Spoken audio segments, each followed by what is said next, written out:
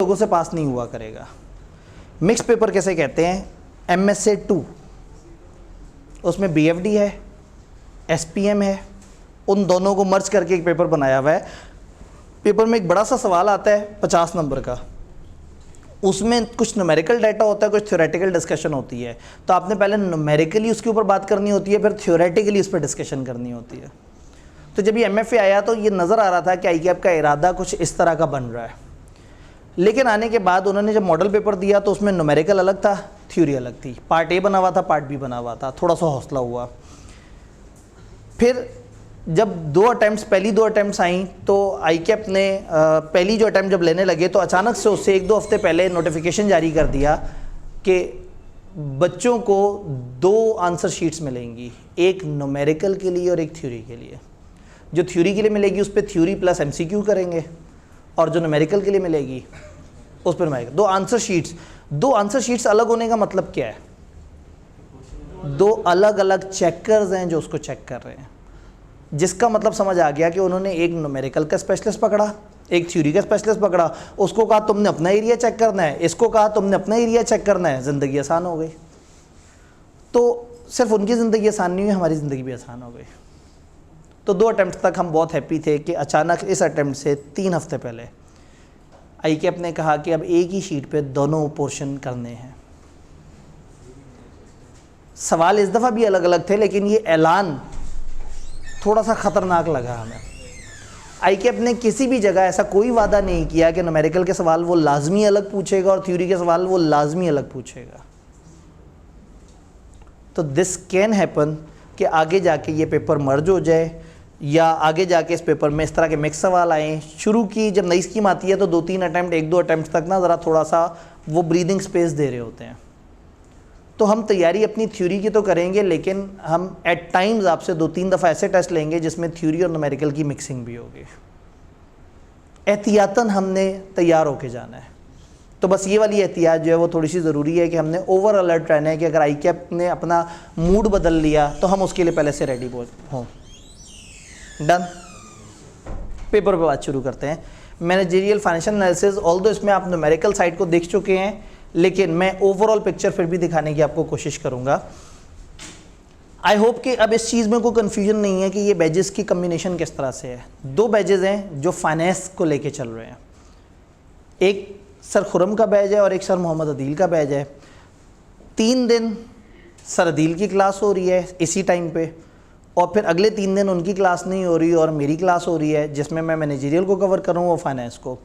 एक second batch इस तरह से है कि कुछ लोग 1 आवर की क्लास सर खुरम की ले रहे हैं ख़ास टाइम पे, और उस क्लास के इमीडिएट बाद 3 डेज़ अ वीक हमारी मैनेजरियल पोर्शन की क्लास है। तो हमने किया ये है कि रादर देन के थ्योरी वाला बंदा धक्के से न्यूमेरिकल पढ़ाना शुरू कर दे, या न्यूमेरिकल वाले से हम कहें कि जी तुम थ्योरी भी साथ साथ पढ़ा दो, कोई बात नहीं, खैर है बच्चों तो रट्टा ही मारना होता है। हमने दोनों स्पेशलाइजेशन को अलग अलग रखा है, क्योंकि जब ये दोनों पेपर इस वक्त अलग अलग हैं, लेकिन वो जो फियर है कि ये अगर इकट्ठे हो गए तो क्या हो गया, तो हम उसकी थोड़ी सी प्रैक्टिस करेंगे by the end of session इंशाल्लाह। तो ये इस तरह से है कि आपने 2 बैचेस को इस तरह से जोड़ना होता है। कुछ लोगों को ये लगा कि क्लैश है कि अगर वो MFA उठाएंगे तो उनका कंपनी लॉ के साथ क्लैश आ जाएगा, क्योंकि कंपनी लॉ की क्लास मंडे, ट्यूसडे, वेडनेसडे और सैटरडे, और MFA की क्लास थर्सडे, फ्राइडे और सैटरडे, और टीचर भी सेम। तो अगर आपने कंपनी लॉ में विजिट किया तो आपको पता लगा होगा कि कंपनी लॉ में सैटरडे हमने एक टेस्ट डे के तौर पे डिक्लेयर किया हुआ है। तो इसका मतलब है कि वो सैटरडे यहाँ पे अवेलेबल हो रहूँगा, और एक टाइम खास गुजरने के बाद जब आपकी न्यूमेरिकल से मोहब्बत बढ़ती चली जाएगी तो हो सकता है आप लोग खुद ही जो है वो मुझे कहेंगे सर ज़रा हल्का पढ़ाएँ, आहिस्ता पढ़ाएँ। हमारा सिलेबस बहुत ज़्यादा बड़ा नहीं है, और सिलेबस इस तरह से डिवाइड हुआ है कि 2-3 चैप्टर्स में आधे से ज़्यादा मैनेजरियल का पोर्शन है आउट ऑफ 9 चैप्टर्स। तो थोड़ा सा समझने की कोशिश करते हैं कि हमारा सिलेबस किस डायमेंशन में चल रहा है। ICAP ने मैनेजरियल एनालिसिस की ग्रिड रखी है 35 से 45 नंबर, फाइनेंशियल एनालिसिस की ग्रिड रखी है 30 से 45, और बजटिंग एंड प्रोजेक्शन की ग्रिड रखी है 20 से 25। मैं ज़रा ज़्यादा आसान कर देता हूँ। कॉस्ट अकाउंटिंग एक बड़ा पेपर होता था, उसमें से कुछ टॉपिक निकाले और यहाँ डाल दिए। BFD से ये फाइनल में से कुछ टॉपिक शॉर्ट करके निकाले और यहाँ डाल दिए, और BMS पुराना पेपर जिसका नया नाम SPM है वहाँ से कुछ डाटा निकाला और कुछ मरहूम BMBS में से डाटा निकाला और यहाँ पे डाल दिया। तो this is BM, this is costing, this is finance. Technically आप 3 पेपर पढ़ रहे हैं, लेकिन कॉस्ट और फाइनेंस दोनों को जोड़ के कहीं ना कहीं हम उसको फाइनेंशियल एनालिसिस कह रहे हैं। तो इस पेपर में 3 तरह के फ्लेवर हैं। अगर हम इसको देखें पास्ट पेपर्स के हिसाब से देखें तो आज तक सिर्फ 3 अटेम्प्ट्स हुई हैं। तो उन 3 अटेम्प्ट्स की बेस पे हम बहुत अच्छा एनालिसिस तो नहीं बना सकते, लेकिन कुछ ना कुछ कहानी हमें समझ आती है। पार्ट ए मैनेजरियल एनालिसिस के 9 चैप्टर्स, देन चैप्टर 10 से लेके 14 तक, और देन चैप्टर 15 से लेके 17 तक। ICAP ने कहा ये 20 से 25 वेटेज है, ये 30 से 45 है, और ये 35 से 45। उन्होंने कहा 35 से 45 3 नंबर के MCQs पूछे और 32 मार्क्स के लॉन्ग क्वेश्चंस पूछे। तो कितना पूछा? 35। पहली अटेम्प्ट नई स्कीम की। अगले उसमें आए 44, अगले केस में आए 42। अगर मैं एवरेज की बात करूं तो तकरीबन 40 पे एवरेज आई, वेटेड एवरेज, जब हम सारों को मिला के एवरेज निकालें। फाइनेंशियल एनालिसिस में अगेन आपको टीचर ने अपने तौर पर एनालिसिस दिखाया होगा, तो ये 37% ऑफ द पेपर औसतन इस तरह से है। अगर हम इन सबको देखें तो तकरीबन कहीं ना कहीं इस ग्रिड को फॉलो कर रहे हैं जो ICAP ने बताई है।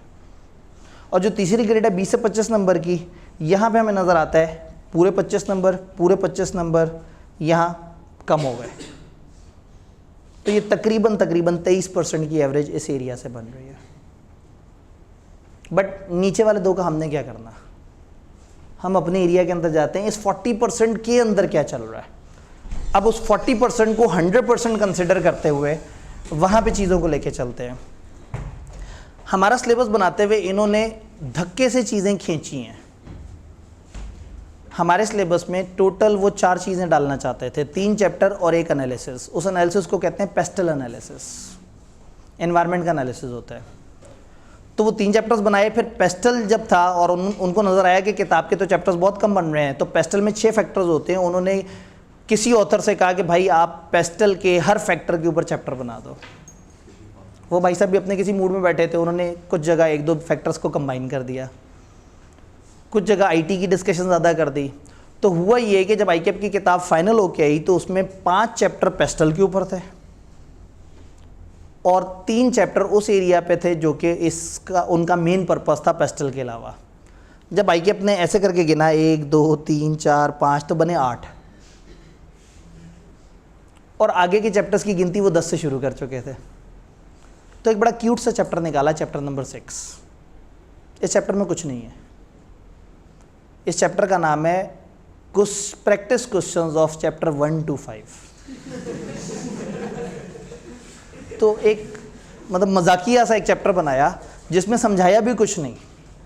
उस चैप्टर में कुछ कंटेंट नहीं है, सिर्फ 4 सवाल ICAP ने अपनी स्टडी टेक्स्ट में डाले हुए हैं और उनके सोल्यूशन डाले हुए हैं कि जी अगर 5 चैप्टर से मिला के सवाल आए तो इस तरह के सवाल होंगे। ये किसी भी चैप्टर के एंड पे डाल सकते थे, लेकिन उन्होंने अपनी गिनती पूरी कर ली। तो अब हमारे एनालिसिस में हम भी उसमें, तो अब जब भी कोई ऐसा सवाल आता है जो एक से ज़्यादा चैप्टर्स को अट्रैक्ट कर रहा होता है, उसको हम कंबाइंड पेस्टल के सवाल में डाल देते हैं। तो ये 5 चैप्टर पेस्टल के, जहाँ से मिला के on average 29% of managerial area आ रहा है। पीछे जो परसेंटेज थी वो ओवरऑल थी, ये 40% था 100 में से। अब मैं इसको 100 मान रहा हूँ। अब उस 100% की आगे से क्या डिवीजन है, ये 5 चैप्टर्स की मिला के ऑन एवरेज 29%। पेस्टल कंबाइंड, एक अटेम्प्ट में एक ऐसा सवाल आया है जिसमें उन्होंने 5 चैप्टर्स का एक कंबाइंड सवाल पूछा, वो हमने यहाँ पे क्लासिफाई कर दिया। उसके अलावा असल में जो चैप्टर्स जो उन्होंने बनाने थे दैट वाज चैप्टर 7, 8 और 9। मैं हमेशा मानता हूँ कि चैप्टर 7 और 8 रूह है इस पेपर की।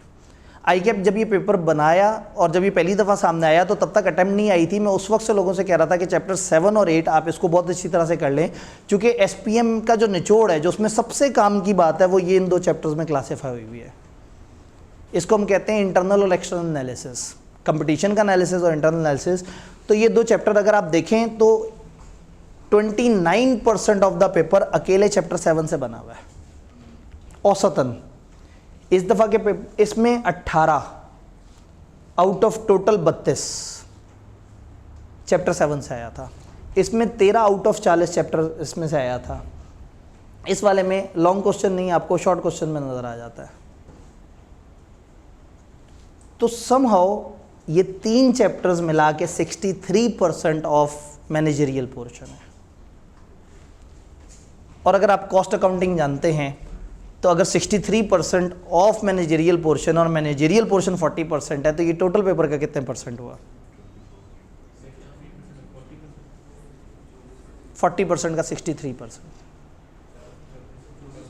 24 तक पहुंच गए। आगे अब डेसिमल में जाना है। 25.7 24.78 25 लगा ले। 3 चैप्टर्स 1/4 ऑफ द पेपर है।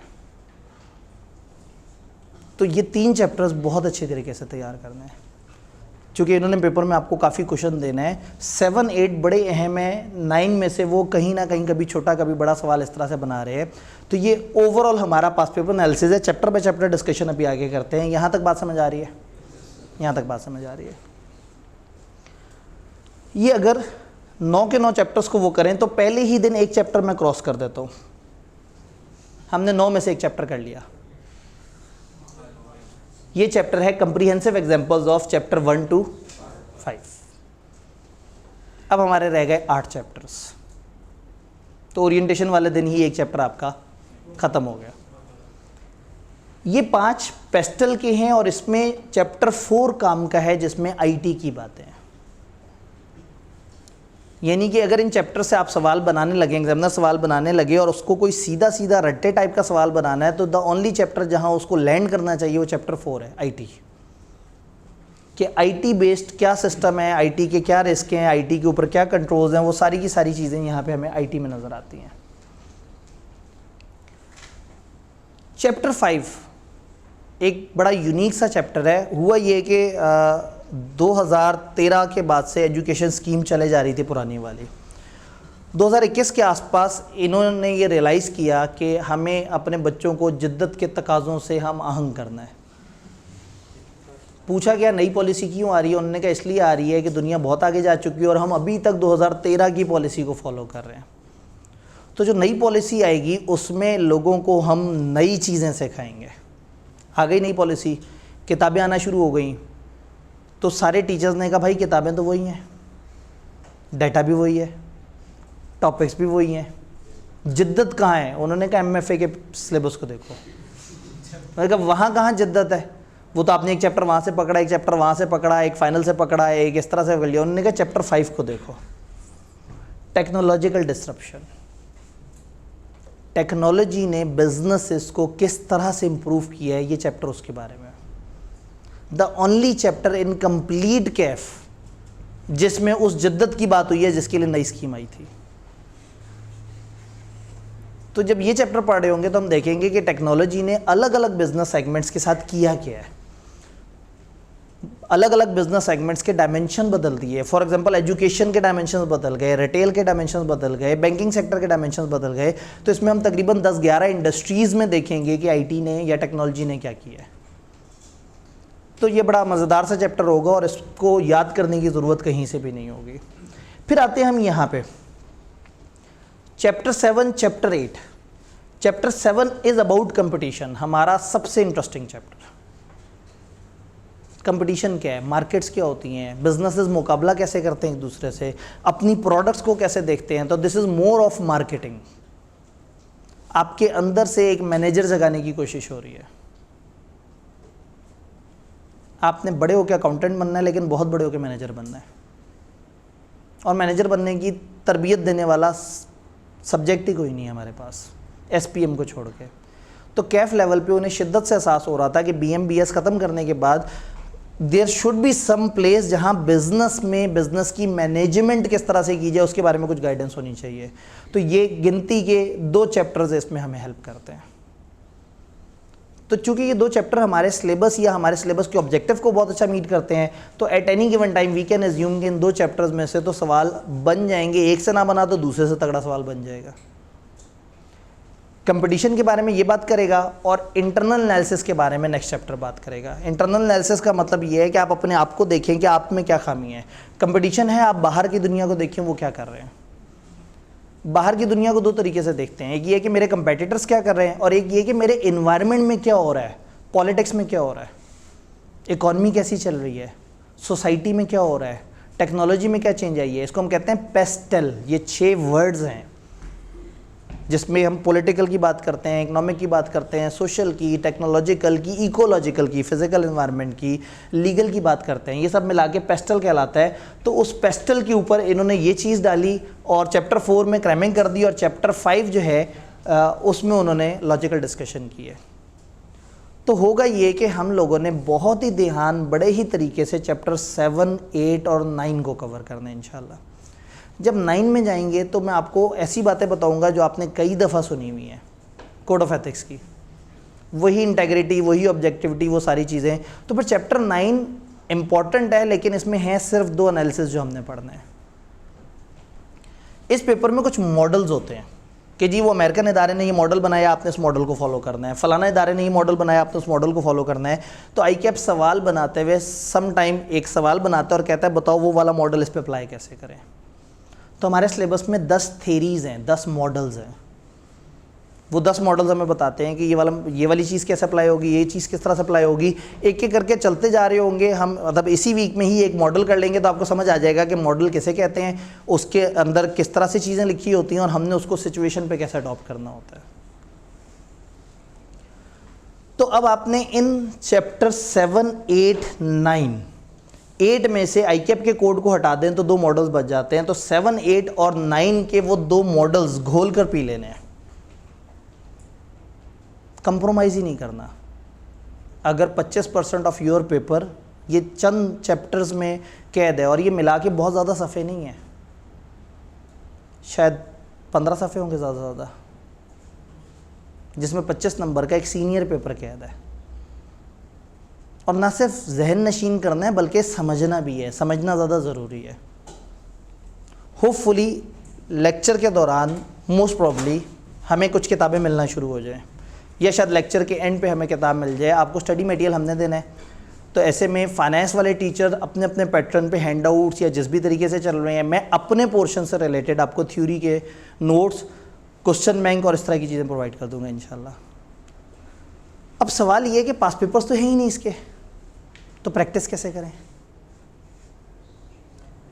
पास पेपर नहीं है ये एक नया टीचर कहेगा, जो बचपन से वो पुराने वाले बीएम, एसपीएम और वो वाले पेपर पढ़ा रहा है जिसमें से टॉपिक निकले हैं, तो उसको पता है कि वहाँ के कौन कौन से सवाल यहाँ काम आ सकते हैं।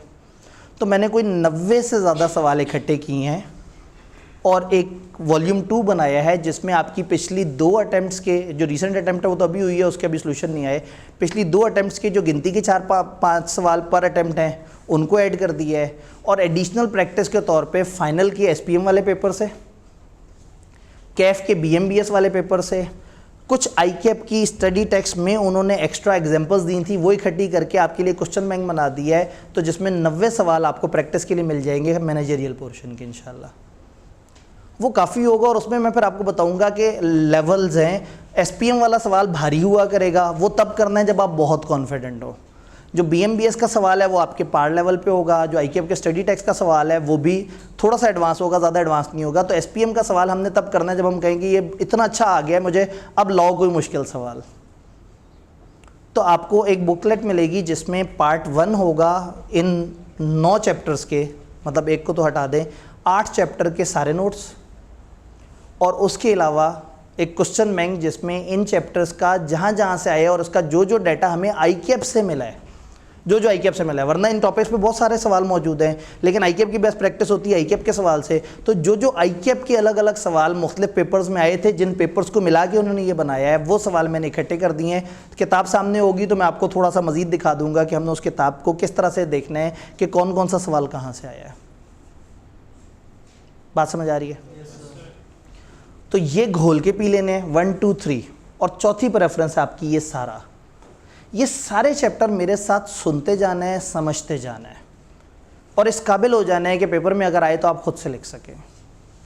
सारी तवज्जो इधर लगानी है। जब आप कहें कि ये परफेक्ट हो गए हैं तो ठीक है, फिर इधर चैप्टर 4 सबसे पहले, फिर उसके बाद बाकी चैप्टर्स। तो एमएफए में हमारे पास थोड़े से चोर रास्ते मौजूद हैं। हम कुछ एरिया पे बहुत अच्छा फोकस करके एक अच्छी वर्किंग कर सकते हैं, और देन बाकी एरिया की अंडरस्टैंडिंग डेवलप करने से अगर हमें खुद से लिखने की आदत बन जाए तो फिर हमें इतनी ज़्यादा तकलीफ नहीं होगी। क्योंकि ना धक्के से उन्होंने चैप्टर बनाए हैं। Chapter 1 is about political environment of business, politics और बिजनेस का आपस में क्या कनेक्शन है, या पॉलिटिकल जो स्कूल ऑफ थॉट है उससे बिजनेस को क्या फ़र्क पड़ता है। आपको पता है इसमें लिखा हुआ क्या है? अयूब खान के दौर में क्या हुआ था, भुट्टो कब आया था, उसको जेल कब हुई थी, वो मर कब गया था, ज़ियाउल हक जो है वो इस्लामिक थॉट्स क्यों रखता था, लोगों को उससे क्या मसले थे, पाकिस्तान बनते साथ ही शुरू के 6-7 साल जो है उसमें पाकिस्तान की गवर्नमेंट्स के साथ क्या होता रहा, बेनज़ीर भुट्टो और नवाज शरीफ में से ज़्यादा बुरा कौन था, इमरान खान ने पाकिस्तान को क्या नुकसान पहुँचाए, सारी चीज़ें। अब जब उनको भी बुरा कह दिया तो इधर भी मैंने फिर किसी एक को अच्छा कह देता तो गलत हो जाता ना, ठीक है। कोई भी वो जियाला पटवारी या जो है वो जो यूथ को सपोर्ट करता है उनमें से कोई भी जो है वो उठ के लड़ पड़ता। तो अब वो चैप्टर देख के ना आप कहेंगे सर हम क्या, मतलब हम माशरती इल्म पढ़ रहे हैं, हम पाकिस्तान स्टडीज़ पढ़ रहे हैं, क्या हो रहा है।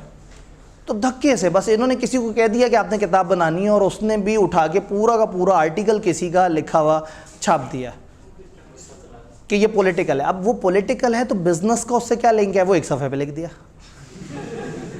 तो इस तरह के मजाक हुए हुए हैं अच्छे खासे, और उसमें फिर जो है वो मतलब ये पेपर इन्होंने बना तो दिया है, सब्जेक्ट बना दिया है, सफ़े इकट्ठे कर दिए हैं, लेकिन कम से कम देखने वाली नज़रों से समझ आता है कि असल में उन्होंने कहाँ से उठाने हैं सवाल। तो जो ज़्यादा फोकस एरिया है उस पर बहुत अच्छे तरीके से इंशाल्लाह हम तैयारी करेंगे, और जो कम फोकस एरिया है ऐसा नहीं है कि मैं वो पढ़ाऊँगा नहीं, मैं पढ़ाऊँगा, लेकिन आपने अपनी एनर्जीज़ उस वक्त उस पर नहीं लगानी।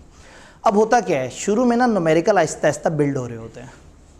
अभी वो बेस बताएंगे, फिर आहिस्ता आहिस्ता उसको बताएंगे उसको इस्तेमाल कैसे करना है, फिर आहिस्ता आहिस्ता आहिस्ता टॉपिक में गर्मा गर्मी शुरू होती है, और फिर एक ऐसा टाइम आएगा कि न्यूमेरिकल में इतना कुछ चल रहा होगा कि आप कहेंगे सर ये MFA की क्लास बिला वजह आपने 3 दिन रखी है, ये 1 दिन भी बहुत है, हम तो न्यूमेरिकल से ही नहीं फ्री हो पाते। तो होगा ये कि मैं उस टाइम तक उन चैप्टर्स में जा चुका हूँगा इंशाल्लाह। हम रिवर्स चलेंगे, न्यूमेरिकल वाले अभी आहिस्ता आहिस्ता तेज़ी की तरफ आएंगे, हम तेज़ी से आहिस्ता आहिस्ता की तरफ जाएंगे। तो जिस वक्त वो सुकून में हम काम के चैप्टर्स अपने पढ़ रहे होंगे इंशाल्लाह, रिज़ल्ट आने के बाद, ईद के बाद आहिस्ता आहिस्ता हम इस तरफ फ्लो हो जाएंगे। फिर वो फ्लो इस तरह से होगा कि क्लास होगी, उसमें जनरल डिस्कशन हो रही होगी, बातें हो रही होंगी, मैं आपको समझा रहा हूँगा, लेकिन किसी भी दिन मैं एक्सपेक्ट नहीं करूँगा कि घर जाके अब आपने लाजमी याद किया हो, पढ़ा हो। मैं अगले दिन एक्सपेक्ट करूँ कि आप पढ़ के आए हैं, लेकिन इन 3 चैप्टर्स में मैं हमेशा एक्सपेक्ट करूँगा कि आप डेली पढ़ के आए हैं, और मैं अगले दिन आपसे रिकैप लेने की कोशिश करूँगा इंशाल्लाह। डन। तो हमारा फोकस ये है कि 63% ऑफ द पेपर पे हमने एक अच्छा उस टाइम पे अटैक करना है जब आप मूड में बैठे हैं, जब आप कह रहे हैं कि अब सब्जेक्ट शुरू हुआ है तो मज़ा आएगा। आई होप कि आपको भी उतना ही मज़ा एक्सपेक्ट कर रहे हैं जितना किताब देखेंगे तो थोड़ा सा और ईजी हो जाएंगे। को 65 सफ़े के नोट्स में अगर सारा समअप हुआ वो मैनेजरियल का, अच्छा जब एक चैप्टर माइनस हुआ तो मेरा भी दिल ख़राब हुआ कि 9 में से अब 8 चैप्टर्स। तो आगे के पोर्शन में ना एक प्योर थ्योरी का चैप्टर है रिस्क का, चैप्टर नंबर 13, तो मैंने उसके नोट्स भी किताब में बोनस चैप्टर करके लिख दिए हैं। तो 8 मेरे वाले चैप्टर्स और एक आगे वाले का बोनस चैप्टर। तो आप अपने फाइनेंस वाले टीचर से कह सकते हैं कि सर वो आब्दी साहब ने भी कुछ नोट्स दिए हैं, तो आप बताएं, आप अलग से कोई हैंड आउट देंगे, तो हो सकता है वो कहें अच्छा उन्होंने नोट्स दे दिए बस ठीक है सही है, फिर मेरी जिम्मेदारी तो ख़त्म हुई।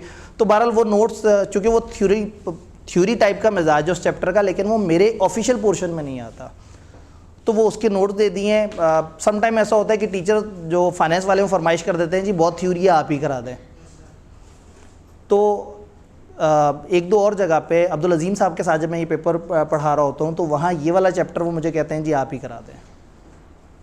तो हम देखेंगे सेशन एंड के करीब जाके कि आप फाइनेंस में आपकी क्या सिचुएशन चल रही है। अगर मैंने अपना पोर्शन ख़त्म कर लिया और आप लोग एक फ़्लो में चल रहे हुए तो आप कहिएगा सर 2-1 दिन लगा के वो वाले चैप्टर को भी कवर करा दें। लेकिन ये डिपेंड करता है कि आपका न्यूमेरिकल का फ़्लो किस तरह से चल रहा है। हो सकता है आपका जो न्यूमेरिकल के टीचर है वो कहे कि नहीं पहले मैं इस चैप्टर से बेस बनाऊंगा और फिर मैं आगे इसके ऊपर बातें करूंगा। ये समझ आया? यानी अगर मैं ओवरऑल मैप देखने की कोशिश करूं सिलेबस की, तो सिलेबस में 3 बातें हैं। एक्सटर्नल एनालिसिस, एक बिज़नेस ने बाहर की दुनिया को एनालाइज करना है। इंटरनल एनालिसिस, अपने आप को एनालाइज करना है वो कहाँ पे खड़े हैं, और एथिक्स को फॉलो करना है। एथिक्स चैप्टर नंबर 9 में कवर हो रहे हैं, इंटरनल एनालिसिस चैप्टर 8 में है, और जो बाहर की दुनिया का एनालिसिस है उसमें एक पेस्टल होता है और एक कंपटीशन होता है। कंपटीशन चैप्टर 7 में मौजूद है और पेस्टल चैप्टर 1 से 5 में मौजूद है।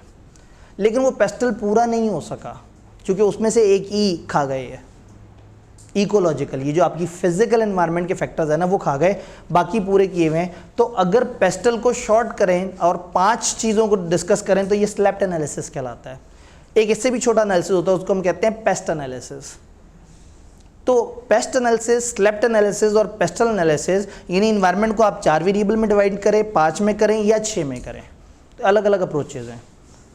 तो सबसे मशहूर अप्रोच है पेस्टल कि आप 6 वेरिएबल्स को देखते हैं, लेकिन हमारी किताब ने जो चैप्टर्स बनाए, वो जो 3 चैप्टर है, पहले 3, उसमें उसने 5 कैटेगरीज कंप्लीट की हैं, 6ठी नहीं बताई।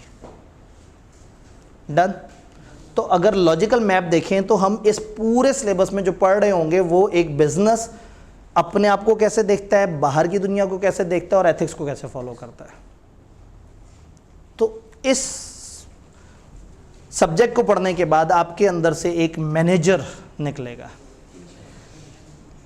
जो आपका असल रोल है। हम सब आपको अकाउंटेंट बनाने पे लगे हुए हैं, आप सबको नौकर बनाने पे लगे हुए हैं कि जी नौकरी कैसे करनी है, ये पेपर बताएगा बिजनेस को कैसे देखना है, प्राइसेस के साथ क्या करना है, बाहर की इन्वायरमेंट में चेंज हो तो क्या करना है, पॉलिटिकल पार्टी अगर नए तरीके से आ जाए तो आपने अपने आप को कैसे डिफेंड करना है, तो हम समझेंगे कि बिजनेस कैसे होता है।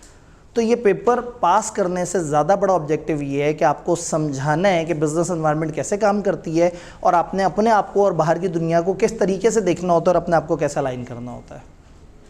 तो ये सारी ज़िंदगी काम आने वाली चीज़ें, आप कल को 15-20 साल बाद अपना कारोबार कर रहे होंगे तो भी इसकी थेरीज आपको हेल्प कर रही होंगी इंशाल्लाह। अब आप कहेंगे सर तब तक हमें याद ही नहीं रहना। असल में याद वो चीज़ नहीं रहती जो इसलिए याद की होती कि पेपर देना होता है। तो हमने तो इसको समझना है, इसको ओवरऑल समझना है। हाँ, 3 चैप्टर्स को ज़रा ज़्यादा फोकस 7, 8, 9 को साथ साथ याद कर लें तो कोई बहुत बुराई वाली बात नहीं है। डन। टिप्स एंड टेक्निक्स क्या हैं, क्या चीज़ें हमें ध्यान से देखनी होंगी इस पेपर को करते हुए। सबसे पहले रिक्वायरमेंट्स को केयरफुली हमने पढ़ना है। होता ये है कि वो एक सिनेरियो देते हैं, नीचे एक रिक्वायरमेंट देते हैं, चूँकि हमने सही से नहीं पढ़ा होता, सवाल को सही से नहीं पढ़ा होता, हम जल्दी से जवाब लिखना शुरू कर देते हैं, हमारा वो सवाल गलत हो जाता है। नंबर 2, अपना टाइम मैनेज करना है। सबसे डिफ़िकल्ट पेपर है टाइम मैनेजमेंट के हवाले से, क्योंकि इसमें थ्योरी भी है और अच्छी खासी थ्योरी है, 40 एक नंबर की थ्योरी, और न्यूमेरिकल भी है, और न्यूमेरिकल उस लेवल का कि बजटिंग का सवाल जो कि 1 घंटे से कम में तो बड़ी मुश्किल से होता है। टाइम वैल्यू ऑफ मनी का सवाल आसान होता है, लेकिन अगर आप उसको प्रॉपर तरीके से करने बैठे तो 45 मिनट ले जाता है, और अक्सर ये दोनों टॉपिक पेपर में आए हुए भी होते हैं।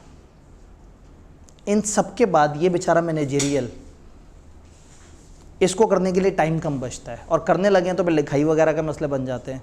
तो इस पेपर में time management is an issue. Writing की प्रैक्टिस हमें यहाँ बहुत अच्छी करनी होगी, और राइटिंग की प्रैक्टिस सबसे अच्छी जिस जगह होती है उस दिन हम छुट्टी करते हैं, टेस्ट।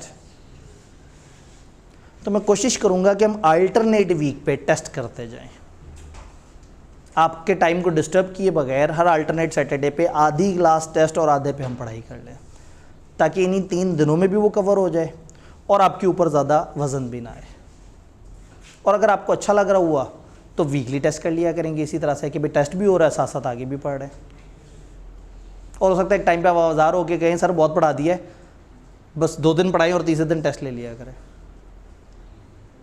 पता नहीं, ये इतने जज्बाती नहीं है आप, ये वक्त आगे जाके बताएगा कि आप जो है, क्योंकि इसमें एक सब्जेक्ट में आप 2 सब्जेक्ट पढ़ रहे हैं, वो सम टाइम्स काफ़ी टायरिंग हो जाता है कि आप 2 सब्जेक्ट्स को अलग अलग सोच रहे होते हैं, दोनों को अलग अलग टाइम देना होता है।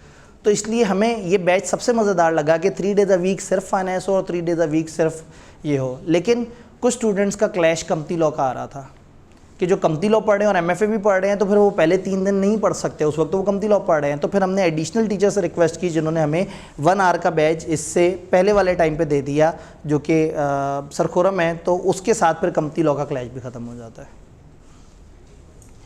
आपने मज़ीद क्या करना है, managerial portion is important to pass, इसको अंडरस्टैंड करना है। हर 3-4 दिन बाद ना किताब बंद करनी है, आंखें बंद करनी है और कहना है मैनेजेरियल के बगैर ये पेपर पास नहीं होगा। हर 3-4 दिन बाद ही करना है, क्योंकि एक टाइम आएगा कि आप अकाउंटिंग की मोहब्बत में इतना इन्वॉल्व हो जाएंगे। अब वो बड़ा ना मुझे तन्हा तन्हा सा फील होता है। मैं सर अब्दुल अजीम हम एक ग्रुप में होते हैं, अब बच्चों ने फाइनेंस भी पढ़ना होता है और थ्योरी भी पढ़नी होती है। अब मैं हर दिन जाके ढूंढ रहा होता हूँ कि कोई मेरे से भी सवाल पूछ रहा हो, कहीं तो कोई वो सारे के सारे बच्चे जो है ना फाइनेंस पे लगे हुए होते हैं, फाइनेंस की सवाल चल रहे होते हैं, क्योंकि उनको वही चीज़ मज़ा दे रही होती है कि सवाल करते जा रहे हैं, सवाल करते जा रहे हैं। तो उधर बड़ा तन्हा तन्हा सा फील होता है। तो कहने का मतलब है कि ओवरऑल लोगों का मिजाज ये होता है कि वो आहिस्ता आहिस्ता न्यूमेरिकल की तरफ शिफ्ट होते चले जाते हैं। तो इससे पहले कि आपके जहन में इस तरह के ख्यालात आए, मैं कम से कम काम के पोर्शन गुजार चुका हूँगा, फिर आप अगर शिफ्ट हो भी गए तो मुझे ज़्यादा दुख नहीं होगा। डन। कुछ और बातें, चूँकि आज इसकी पहली क्लास है तो हमने नहीं रियलाइज़ किया यहाँ एक घड़ी मिसिंग है। ठीक है, मेरे पास मार्जिन है। तो ये बहुत इंपॉर्टेंट बात है कि managerial portion is important to pass, इस बात को जहन में रखना ज़रूरी है। डन। ये वैसे मज़ेदार कमरा है, लाइटिंग भी ठीक है, एलईडी भी मज़ेदार सी है, इस पे लाइट्स की बहुत ज़्यादा वो तो नहीं आ रही। असल में लॉ और ऑडिट जो है ना वो इस चक्कर में नीचे वो की है कि उसमें अच्छी खासी एनरोलमेंट थी, लेकिन बच्चे ही नहीं आ रहे। तो मैं सोच रहा हूँ हफ्ते तक अगर इसी तरह के मसलों मसाइल हैं तो इसी कमरे में भर लेते हैं। अगर इन बेंचों पे इनकी असल कैपेसिटी के हिसाब से लोग बैठे हैं तो तकरीबन इसकी कैपेसिटी नीचे वाले कमरे के करीब करीब की है, लेकिन ये थोड़ा एक्स्ट्रा डेंस हो जाएगा कम जगह में। जब ज़्यादा लोग जो है, चूँकि बेंच जो है ना ये कम जगह घेरते हैं, कुर्सियाँ वो आपने देखा कुर्सियाँ भी जहाज़ी किस्म की कुर्सी है। अच्छा, कुर्सी बैठे हुए भी साथ वाली कुर्सी साथ भी नहीं रखती, वो नीचे से भी वो ऐसे करके थोड़ी साइड पे बाहर निकली हुई है, तो वो कुर्सियाँ भी ज़रा ज़्यादा बड़ी हैं तो वो जगह भी ज़्यादा घेरती हैं। लेकिन देखते हैं अभी एक आध हफ्ते तक क्या ट्रेंड चलता है। अगर लोग उसी तरह से कम ही आ रहे हैं तो इस कमरे में ले आते हैं, ना माइक की ज़रूरत। आगे चल के हो सकता है चलो माइक वगैरह भी हो जाए, लेकिन इसमें जो है ना वो हर यूज़र आँखों के सामने है और उजाले में। तो मुझे ये कमरा पर्सनली काफ़ी पसंद है। मुझे तो इतना पसंद था मैं आगे भी एक लेन लगाने लगा था, मुझे बड़ी मुश्किल से कैंपस डायरेक्टर साहब ने रोका। उन्होंने कहा बस बहुत हो गया है, ये नहीं, अब इतनी कमर्शलिज्म नहीं करनी कि बच्चे भरने हैं हमने। तो उन्होंने तो बहरहाल किसी भी वक्त इस कमरे में अगर ज़्यादा लोड हुआ तो मैं चुपके से किसी वक्त जो है ना आगे बेंच डाल दूँगा। अगर बच्चे ज़्यादा आएँ तो वो बेचारे खड़े ना होना पड़े उन्हें। जो देर से आएगा वो आगे वाले बेंचों पर ऐसे करके, वो नहीं वो जो सिनेमा में सबसे आखिरी वाली सीट होती है, तो वो शॉर्टकट्स यूज़ करने हैं, स्ट्रक्चर्ड अप्रोच यूज़ करनी है। शायद ही ज़िंदगी में आपने पहली दफ़ा मुझे किसी ओरिएंटेशन में ये कहते सुना हो कि शॉर्टकट यूज़ करना है। मेरी ओरिएंटेशन की एक स्लाइड में एक लाइन लाजमी लिखी होती है कि शॉर्टकट्स नहीं लगाने, क्योंकि वो पेपर इतने शॉर्ट होते हैं। वो बेचारा बिजनेस लॉ है ही क्या, सी लॉ बेचारा कितना मस्कीन सा पेपर है, 12 चैप्टर है, उसमें भी लोग शॉर्टकट लगाना शुरू करते हैं, और 12 चैप्टर 100 नंबर के लिए, और ऊपर से हर चैप्टर तकरीबन इस तरह से है कि तकरीबन बराबर है। यहाँ पे एक अप्रोच है कि समझ आ रहा है कि किसी जगह पे उन्होंने ज़रा ज़्यादा थॉरली डिस्कशन की है, कुछ जगह उन्होंने जनरल बातों को खींचा है, नज़र आ रहा है कि उन्होंने सिर्फ खींचा है। तो रादर देन कि आप याद करना शुरू कर दें कि भुट्टो कौन से ईयर से कौन से ईयर तक था, और फिर अयूब खान ये उसका जुल्फ़िकार क्या कहते हैं ज़ियाउल हक के साथ उसका कैसा रिलेशन था, उसके साथ क्या हुआ, किस तरह से हुआ, पाकिस्तान में फ़ौज ज़्यादा कामयाब रही है या डेमोक्रेसी ज़्यादा कामयाब रही है, ये चीज़ें पेपर में नहीं आने वाली लेकिन किताब में लिखी हुई हैं। तो एग्जामिनर भी जब सवाल बनाने बैठता होगा और किताब देखता होगा तो एक दफ़ा शर्मा जाता होगा, फिर वो सोचता होगा किताब को साइड पे करते हैं, मैं जो इस पेपर का मेयार है, जो इस पेपर की डिमांड है, मैं उस तरह का सवाल बनाऊँ। उस तरह के सवाल मैंने पहले ही 2-2 से इकट्ठे कर लिए तो मज़ा आएगा। आप पेपर में जाएंगे तो आपको देखे देखे सवाल नज़र आएंगे, क्योंकि उन्होंने भी वहीं से ही आइडिया लेना है जहाँ से हमने आइडिया लेना है। तो अब तो एज वाइज शायद एग्जामिनर से ज़्यादा तो बूढ़ा मैं हो गया हूँ। खैर, तो शॉर्टकट या स्ट्रक्चर्ड अप्रोच यहाँ यूज़ करनी है। क्यों यूज़ करनी है? क्योंकि आपके पास एक तो न्यूमेरिकल का बहुत बड़ा जिन है, उसके बाद थ्योरी में भी बहुत ज़्यादा गैर ज़रूरी चीज़ें हैं। तो this is the only paper जहाँ मैं आपसे कहूँगा कि थोड़े बहुत शॉर्टकट लगा लें, कुछ चीज़ों को बहुत अच्छा करना और कुछ चीज़ों को सरसरी करना है। देन सिलेक्टिव स्टडी अवॉइड करनी है। आप कहेंगे ये क्या बात है, ऊपर कहा शॉर्टकट्स लगाने हैं, नीचे कह रहे हैं ऊपर का स्ट्रक्चर्ड अप्रोच, नीचे कह रहे हैं सिलेक्टिव स्टडी नहीं करनी। क्या मैंने यहाँ चैप्टर छोड़ देने का कहा था? नहीं, छोड़ना नहीं है और करना भी नहीं है। उस लेवल पे नहीं करना जिस लेवल पे आप चैप्टर 7, 8, 9 को कर रहे हैं कि 7, 8, 9 में अगर 10 मॉडल्स इस्तेमाल हुए हैं तो मैं उनमें से किसी भी मॉडल का नाम लूँ तो आप कहें सर उसमें वो 5 बातें थी। इस लेवल की ग्रिप हो तो इधर वाले चैप्टर्स में अंडरस्टैंडिंग बेहतर हो। लास्ट डिस्कशन इसमें आई बिलीव कि थोड़ा सा आपको लाइट्स की वजह से प्रॉब्लम होगा क्योंकि इसका ब्लैक शेड है और वाइट लाइट्स वगैरह सामने आ रही होंगी। कौन सी लाइट आपको तंग कर रही होगी? ये वाली लाइट तंग कर रही होगी। हाँ, तो मेरे ख्याल में इससे जो है ना शायद, चूँकि ये ब्लैक स्लाइड है और मैं उसकी खूबसूरती भी नहीं ख़राब करना चाह रहा, इतनी मेहनत की है मैंने, बेहतर हो गया सिर्फ एक्सट्रीम कॉर्नर्स वालों को लाइट का मसला आएगा। आप लोगों को विजिबिलिटी सही है? आपको सही है?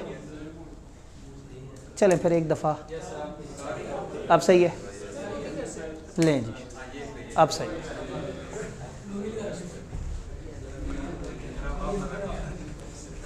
सवाल किस किस तरह के एक्सपेक्टेड है? असल में पेपर नया बना है लेकिन एग्जामिनर तो पुराने हैं ना। पेपर नया बना है लेकिन पेपर में जो कंटेंट है उस कंटेंट को पूछा कैसे जाता है ये तो हमें पता है ना। फाइनल में वो किस तरह से पेपर बनाते थे, BMBS का पेपर कैसे बनाते थे वो हमें पता है। तो जब हमें पता है और हमने एक टाइम लगाया ICAP के साथ तो वाई नॉट कि हम आपको भी बता दें। तो तैयार हैं सुनने के लिए? 5 तरह के सवाल आप अलग अलग तरह के सवाल एक्सपेक्ट कर सकते हैं। समटाइम इसमें कुछ मॉडल्स होते हैं, मतलब मैं मॉडल को अगर समझाने की कोशिश करूं तो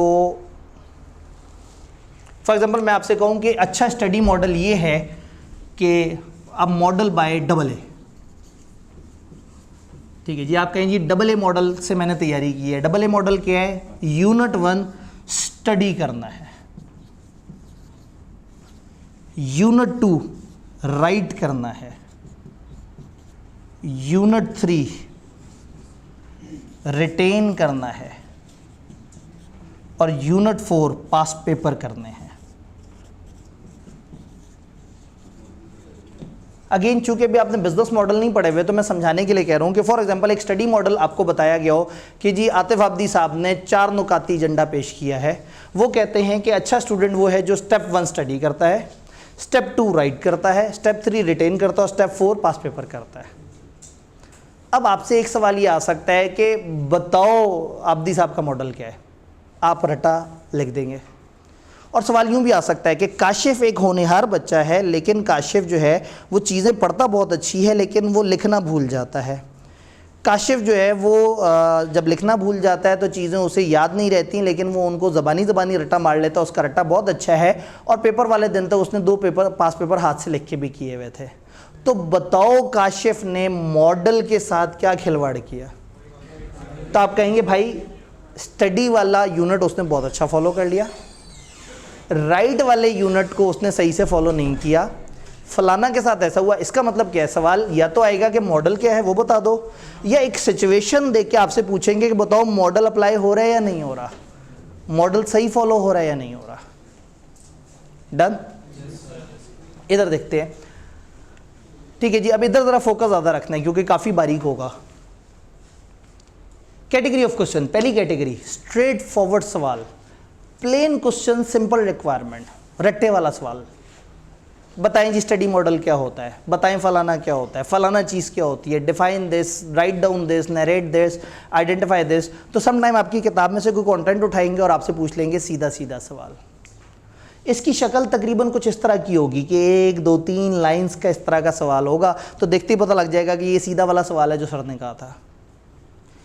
इसको प्रेजेंट कैसे करना है पेपर में, कोई स्पेशल अप्रोच नहीं है, बस आपने नोट्स में चीज़ें याद की हुई हैं उसको कॉपी पेस्ट कर लेना है। इसमें कोई प्रेजेंटेशन नहीं चाहिए, कोई सियाको सबाक की ज़रूरत नहीं है, कोई प्रॉपर हेडिंग्स की ज़रूरत नहीं है। जो चीज़ उन्होंने मांगी है जैसी किताब में लिखी है आप एज इट इज़ लिख दें, ये आपके लिए काफ़ी है।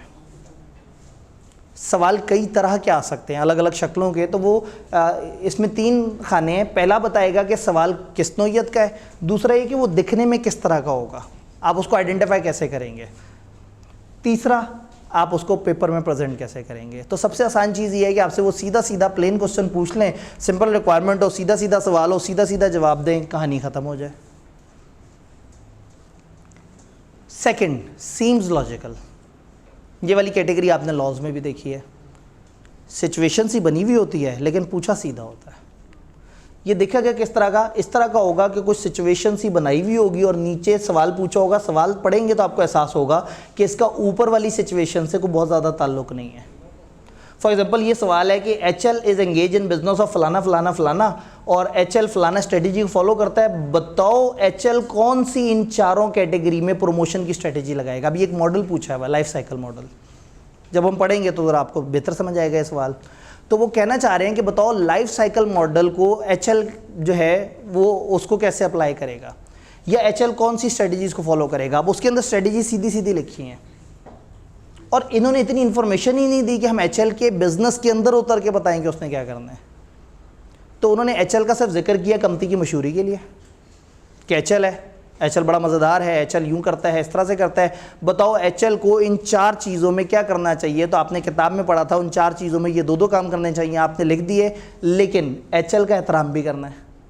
तो आपने स्टार्ट किया answer from starting sentence from the question. Question में लिखा था state the type of promotional strategies which HL मे परसू। तो हम कहेंगे HL मे परसू फॉलोइंग प्रमोशनल स्ट्रेटेजीज। ये जुमला लिखने से आपने अपना फ़र्ज़ अदा कर दिया और नीचे आपने अपना वो बेस्ट फ्रेंड जो याद किया हुआ था वो लिख डाला।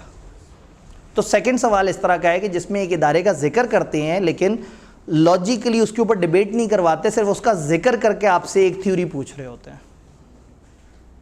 तो आपने भी उसी का जिक्र करके वो थ्योरी बता देनी होती है। ऊपर सीधी सीधी थ्योरी पूछी थी, आपने सीधा सीधा जवाब दे दिया, डन। तीसरा, आइडेंटिफाई एलिमेंट्स ऑफ मॉडल। वो आपसे कहते हैं कि ये सिचुएशन है, हमें फलाना मॉडल के एलिमेंट्स आइडेंटिफाई कर दो। फॉर एग्जांपल वो आपसे कहते हैं 3 स्टूडेंट्स हैं। एक स्टूडेंट है उसका नाम है जाबिर। जाबिर जो है वो एक नालायक बच्चा है, इसका पढ़ाई का दिल नहीं करता, लेकिन इसका रट्टा बहुत तेज़ है और इससे 10 दिन बाद, 100 दिन बाद, 150 दिन बाद भी पूछ लो तो इसने जो रट्टा मारा होता है इसे याद रहता है। फिर वो कहते हैं एक स्टूडेंट है जिसका नाम है हयान। हयान जो है उसको लिखने का बहुत शौक़ है, वो हर चीज़ लिखता रहता है, उसको जो मिल जाए लिखता रहता है, उसको दीवारों पर लगे हुए इश्तिहार देख के भी दिल करता है कि मैं इसको लिखना शुरू कर दूँ।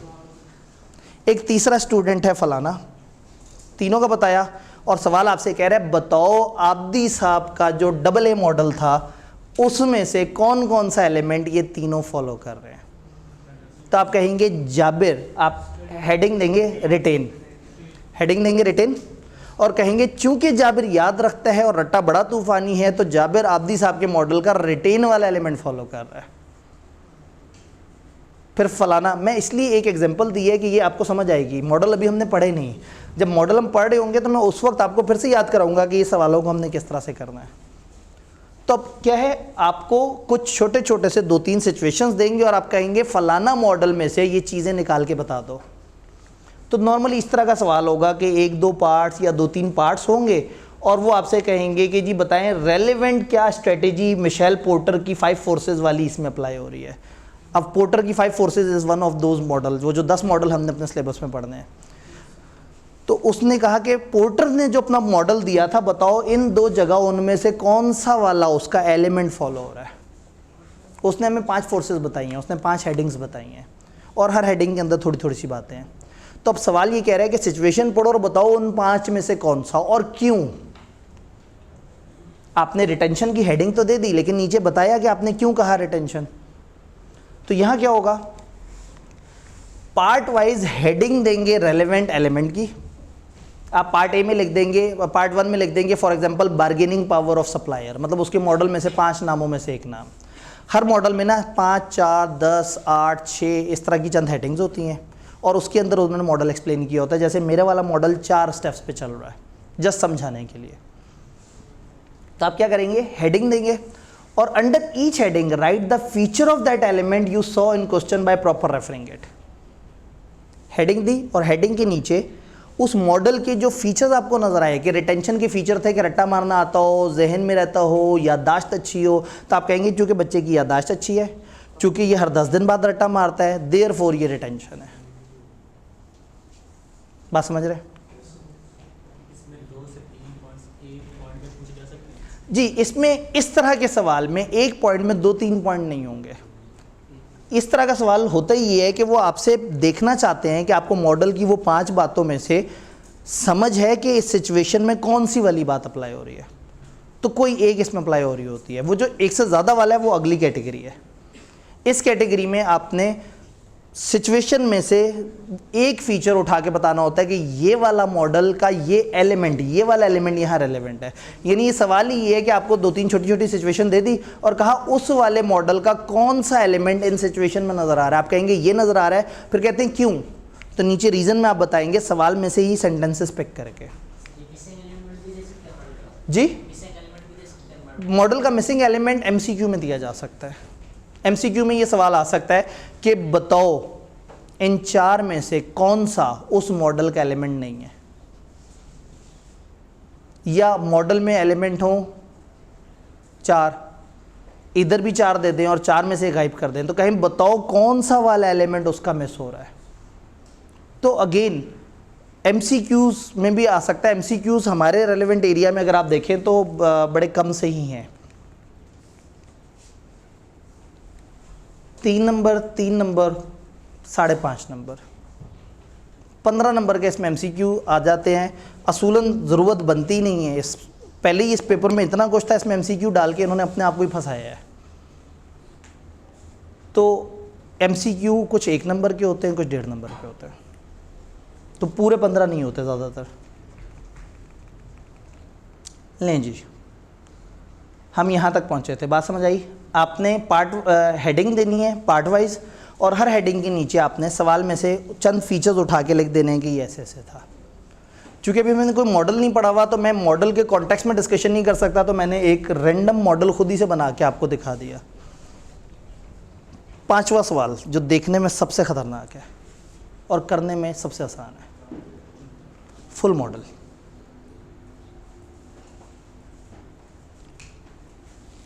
वही बात कि वो एक बच्चे की कहानी शुरू से लेके एंड तक सारी सुना देंगे आपको और कहेंगे ज़रा AA मॉडल इस पर अप्लाई करो। आप कहेंगे तो ज़िंदगी आसान हो गई। AA मॉडल की हेडिंग दी, उसकी 4 हेडिंग्स आपने लिखी जो आपको याद थी। अब सवाल को पढ़ते गए, जो जो जिस खाने में फिट होता गया वो वाली लाइन उठा उठा के उस वाले, यानी कि आपने स्टडी लिखा, नीचे 5-6 लाइंस का गैप दे दिया, राइट लिखा, गैप दे दिया। अब सवाल पढ़ते जा रहे हैं, हर एक लाइन या दूसरी लाइन में कोई ख़ास फीचर इन 4 में से किसी एक जगह फिट हो रहा है।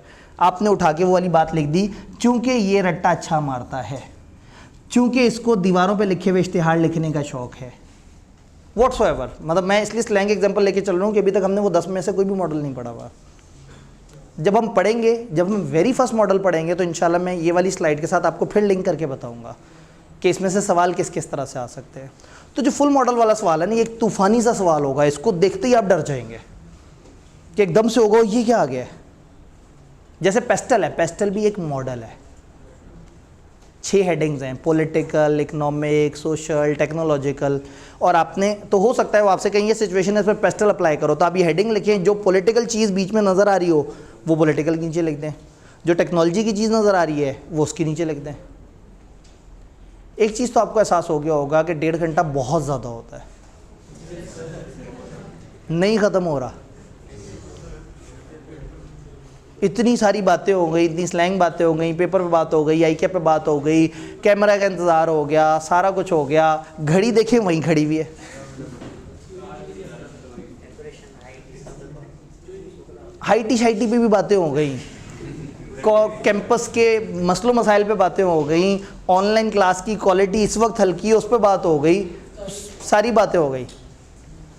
तो सोचें जब हम 1.5 घंटे सिर्फ पढ़ रहे होंगे तो कितना मज़ा आएगा। नहीं, इतनी जल्दी 2 दिन पे नहीं जाना। जब न्यूमेरिकल वाले तेज़ हों तो उस वक्त हम देखेंगे कि हमारी कवरेज कहाँ पे है।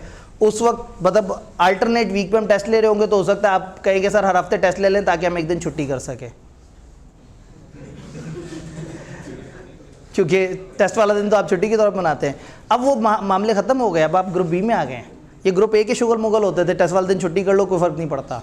अब ग्रुप बी में राइटिंग बहुत इंपॉर्टेंट है, राइटिंग चाहिए। ग्रुप बी के मैच्योर पेपर्स हैं, यहाँ कंपनी लॉ छोटा सिलेबस होने के बावजूद भी हाँ मैच्योर पेपर है, लिखना अच्छा आना चाहिए। ये चीज़ समझ आई।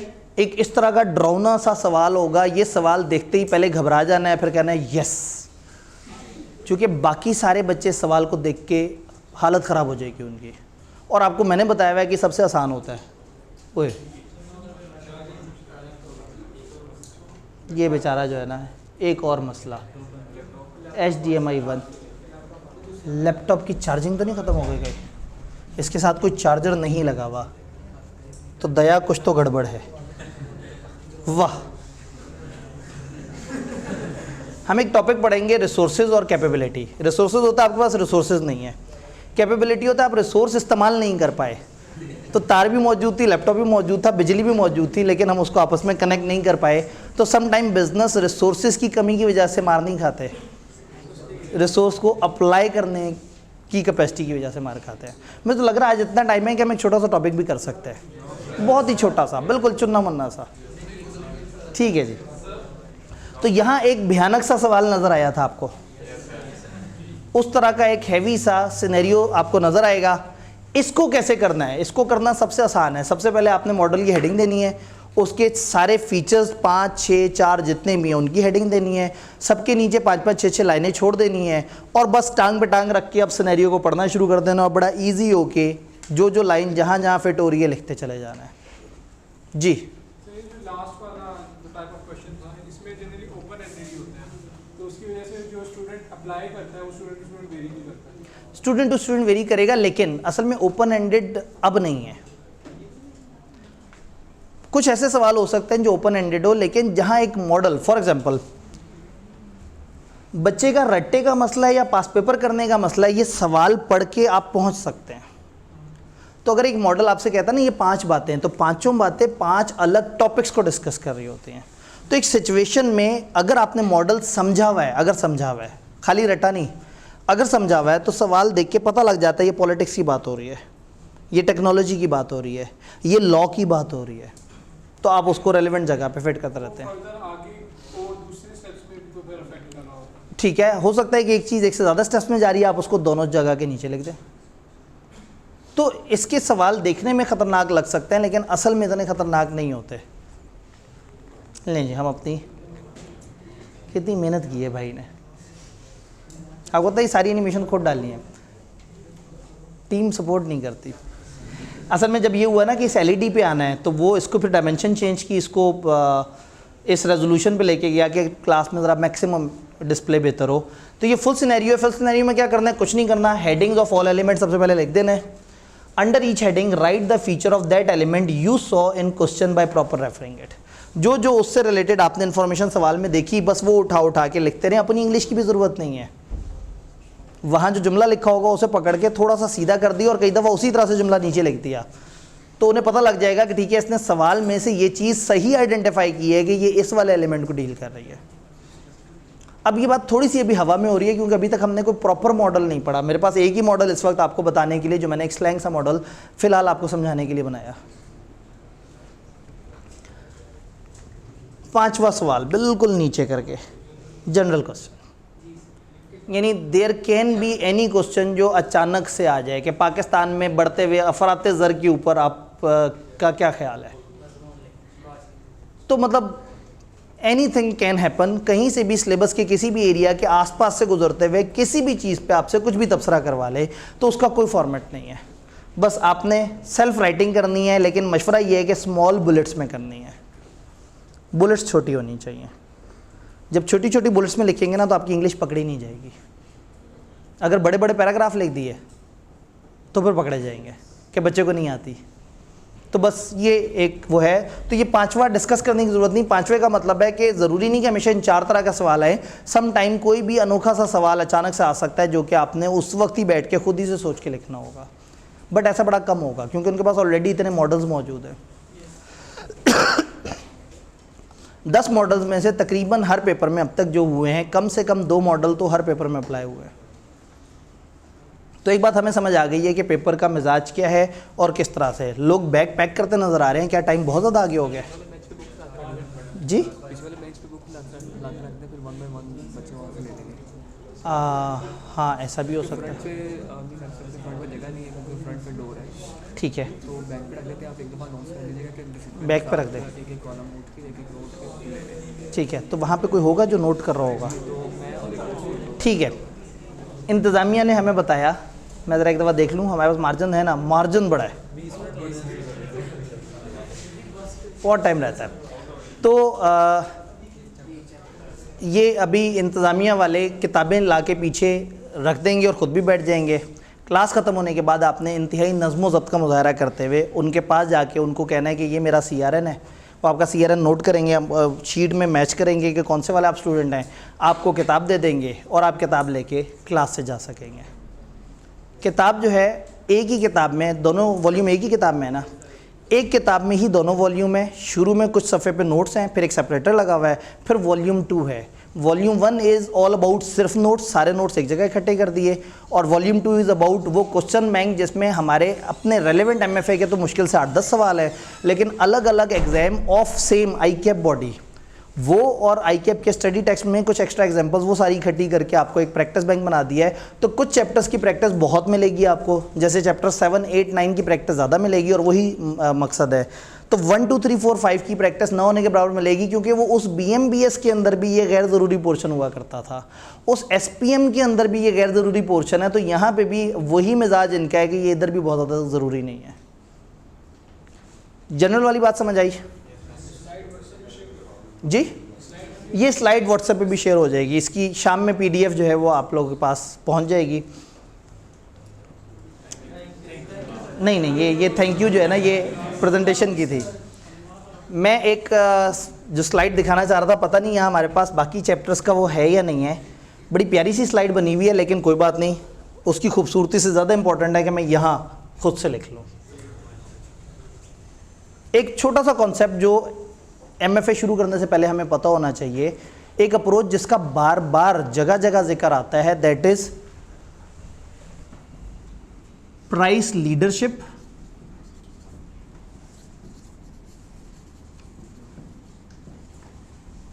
डिफरेंशिएशन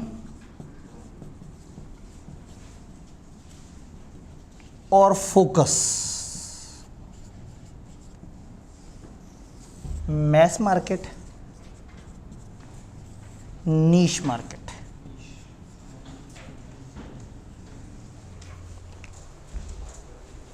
बस सिर्फ इतनी सी डिस्कशन करते हैं। तो थैंक यू वाली स्लाइड सामने सजा देते हैं ताकि आप ऑफेंडेड सा फील ना करेंगे, लेक्चर ख़त्म होने के करीब नहीं पहुंचा। बिजनेसेस जब मार्केट में compete करते हैं ना, तो 3 अप्रोचेज़ होती हैं उनकी कंपटीशन की। 3 बड़ी कॉमन अप्रोचेज़ हैं कंपटीशन की।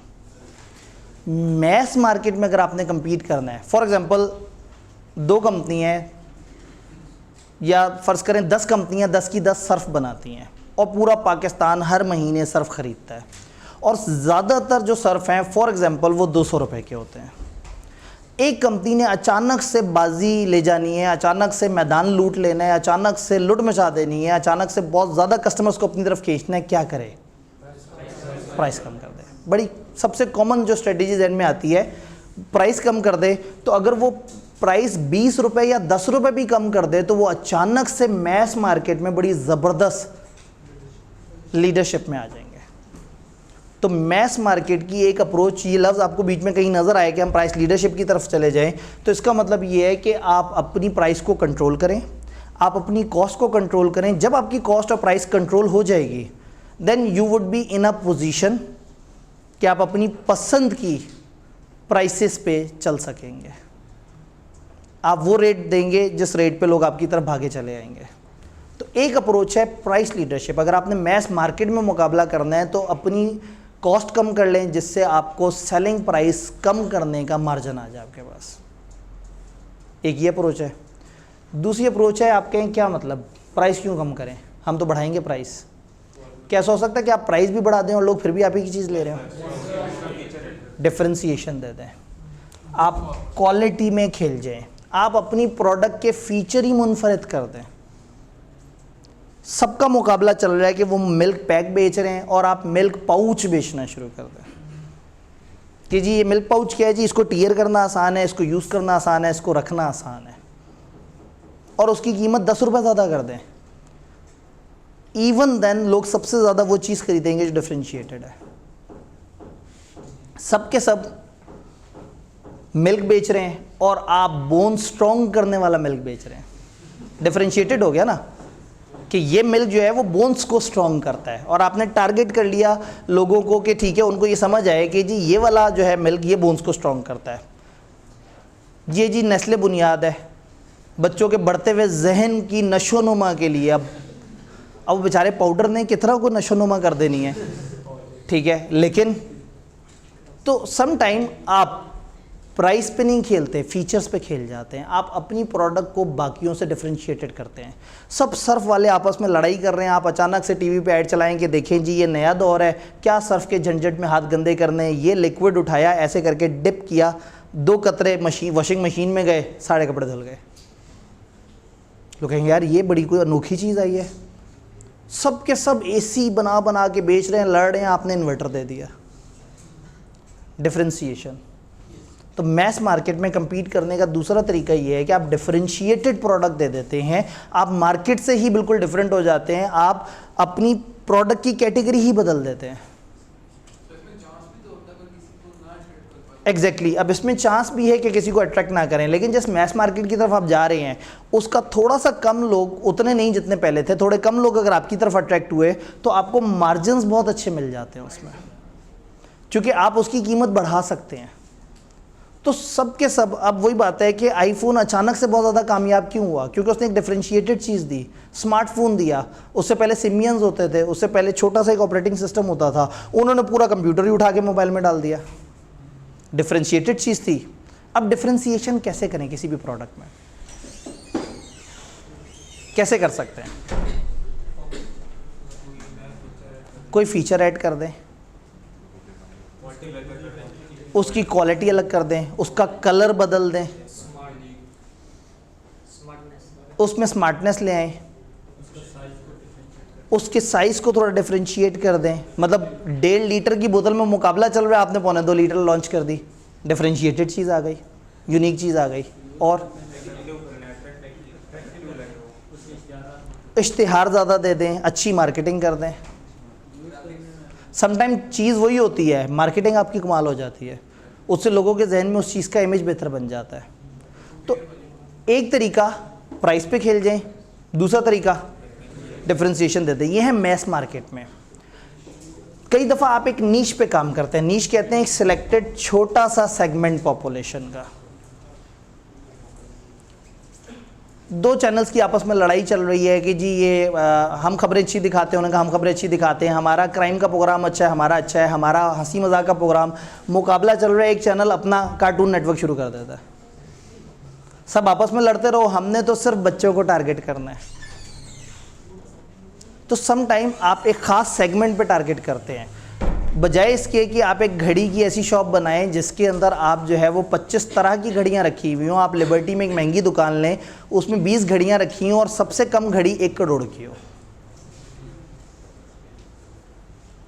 आपने फोकस कर लिया, आप सिर्फ पॉपुलेशन के एक छोटे से सेगमेंट पे गए और उस छोटे से सेगमेंट में से अपना सब कुछ निकाल लिया। 2 दुकानदार आपस में लड़ रहे हैं, जी इसके लैपटॉप ज़्यादा बिकते हैं, उसके लैपटॉप ज़्यादा बिकते हैं, इसके मोबाइल ज़्यादा बिकते हैं, उसके मोबाइल ज़्यादा बिकते हैं। एक बंदे ने दोनों के सेंटर में दुकान खोली केसिंग्स की, और उन दोनों से ज़्यादा प्रॉफिट कमा के उठता है। फोकस, उसने एक ख़ास टारगेट ग्रुप फोकस किया और अपनी छोटी सी दुनिया को बसाना शुरू कर दिया। तो जब भी आप कंपटीशन करते हैं तो ये जेनेरिक स्ट्रेटजीज़ कहलाती हैं पोर्टर की। सिलेबस में एक्सप्रेसली नहीं है, लेकिन ये लफ्ज़ जगह जगह इस्तेमाल होते हैं। तो ऐसे में मेरा ये ख्याल था कि किसी दिन हमें मौका मिले तो हम इसे कर लेंगे, तो हमें ओरिएंटेशन में ही मौका मिल गया। हाँ, लेकिन मैं इसकी बड़ी प्यारी स्लाइड बनाई हुई थी, वो शशका मशका ख़त्म हो गया, क्योंकि यहाँ जब ये LED के साथ है तो इसमें ज़रा फिर डायग्राम्स तो ज़रा ज़्यादा प्यारी और ज़्यादा अपील करती हैं। विजिबिलिटी कैसी है पीछे से, सही है, बेहतरीन हो गया। तो कोई सवाल एमएफए में जो हमने पढ़ा, जो बातें की, जो सिलेबस से रिलेटेड, अपने पैटर्न से रिलेटेड, कोई सवाल, कोई कन्फ्यूजन, कोई टेंशन? सिलेबस कब तक एंड होगा?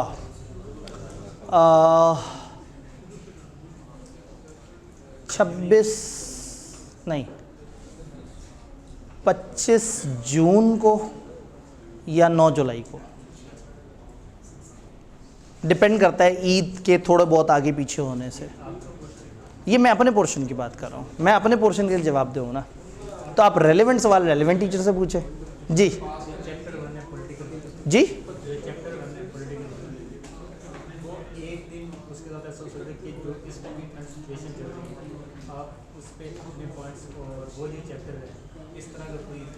समझा नहीं, इन्होंने कहा पॉलिटिकल वाला जो चैप्टर है उसमें क्या है, आप पास्ट के लिखे हैं ना सारे, वो कह रहा है करंट पॉलिटिक्स का उस पे इफेक्ट क्या है वो। ठीक है जी, इन्होंने कहा पॉलिटिक्स वाले चैप्टर में करंट पॉलिटिक्स का जब वो चैप्टर आएगा तो पहले तो मैं वो आपको पढ़ाऊंगा जो किताब में लिखा हुआ है, फिर मैं आपको बताऊंगा कि असल में पॉलिटिक्स का बिजनेस से जो कनेक्शन जो हमें समझ आना चाहिए वो क्या है। सवाल क्या है? इस वक्त जो मुल्क में इलेक्शन की सिचुएशन चल रही है उस पर अपना तबसरा कर देंगे। उसके लिए मैं एक दफ़ा खबरें देख लूँगा कि मुल्क में चल क्या रहा है। पिछले 2-3 हफ्ते बहुत ओवरली ऑक्यूपाइड गुजरे हैं। मैं एक दफ़ा आप ज़रा थोड़ा सा सांस लेने की पोजीशन में आ जाऊँ तो मैं इंशाल्लाह ज़रा देख लेता हूँ कि मुल्क में क्या चल रहा है, तो उसका आपको अपना रिलेटेड वर्जन, ज़ाहिर है हर बंदा अपने हिसाब से उसको ट्रांसलेट करता है ना। जी, कोई सवाल जिसका एमएफए से ताल्लुक़ हो? जी, फ़िलहाल इजी है, शुरू की 2-3 अटैम्प्ट में उसने हाथ हल्का रखा है।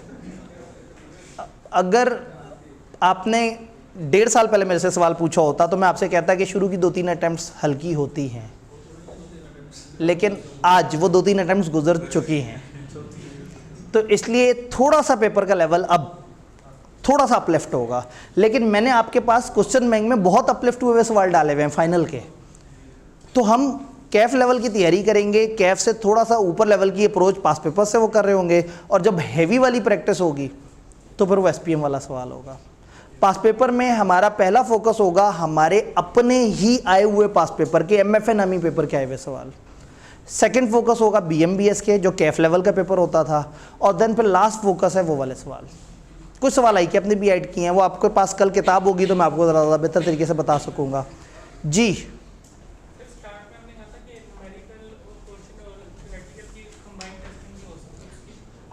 जी, शुरू में मैंने कहा न्यूमेरिकल और थ्योरेटिकल की कंबाइंड टेस्टिंग हो सकती है। हमें शुरू में ये फियर था, 2-3 अटैम्प्ट्स में ऐसा नहीं हुआ, और शुरू की 1-2 अटैम्प्ट्स में तो आई कि अपने आंसर शीट भी अलग अलग करवा दी, लेकिन अब उन्होंने आंसर शीट दोबारा एक करवा दी है, जिससे दोबारा अब हमें डर लगना शुरू हो गया। तो 100% हम नहीं कह सकते कि पेपर में मिक्सिंग होगी या नहीं होगी, लेकिन मैं एहतियातन आप लोगों को 3-4 मिक्स सवालों की प्रैक्टिस ज़रूर करवाना चाहूँगा। एहतियातन मैं कुछ चीज़ें थोड़ा सा ज़रा अपने खौफ की वजह से कि भाई क्या अचानक से ट्विस्ट कर दे तो ऐसा ना हो कि आपके एक्सपीरियंस से बाद में आने वालों को पता लगे कि क्या हो रहा है। तो वाई नॉट कि हम थोड़ा सा ओवर तैयार होकर चला जाएँ। तो वो उस वक्त हम कर रहे होंगे जब क्लास में सिर्फ अच्छे बच्चे रह गए होंगे, जब गंदे बच्चे भाग चुके होंगे ना, और अच्छे बच्चे जो आखिरी दिन तक सारी बातें सुन रहे होंगे, उनके साथ हम वो सेशन कर लेंगे इंशाल्लाह। जी, तो 1.5 घंटा कितना तकलीफ़ होगी। चलें, आपके लिए गुड न्यूज़ ये है कि हर 3 दिन में से एक दिन फ्राइडे का है, जिसमें 15-1 मिनट का आपको क्वेश्चन मिल जाया करेगा। यानी कि कल आने वाला जो दिन है फ्राइडे, तो हर फ्राइडे हमें 15-1 मिनट आप मुझे कम झेल रहे होंगे। तो कल हम 2:15 बजे शुरू कर लेंगे, तो उससे ये है कि आपका दरमियान में एक दिन जो है थोड़ा सा लाइट हो जाएगा, तो उससे आपको तकलीफ़ कम होगी। तो 2:15 बजे फ्राइडे वाली क्लास, बाकी क्लासें हमारी इंशाल्लाह ताला 2 बजे। तो कल से हम अपने चैप्टर 7 का बाकायदा आगाज़ करेंगे। यहाँ इंतज़ामिया वाले बैठे हुए हैं। अच्छा, दरवाजे पे तो आप खड़े हुए हैं, तो बच्चे तो आपसे टकरा रहे होंगे। ये सामने जो बैठने वाली जगह है, अगर आप वहाँ बैठे हुए होंगे तो सामने वाली जगह ईजी है। ठीक है जी, तो अब आप लोगों ने जो है वो एक एक करके जो है वो निकलते निकलते अपनी अपनी किताब ले लेनी है, किताब घर जाके रखनी है और उसको देख के मोटिवेट होना है। अगर आपको ज़्यादा मोटी लगे तो आपने दरमियान में देखना है, एक सेपरेटर लगा होगा, उससे पीछे पीछे देखना है, तो उससे पीछे पीछे नोट्स हैं और आगे क्वेश्चन बैंक है। सबसे पहले खवातीन जो है वो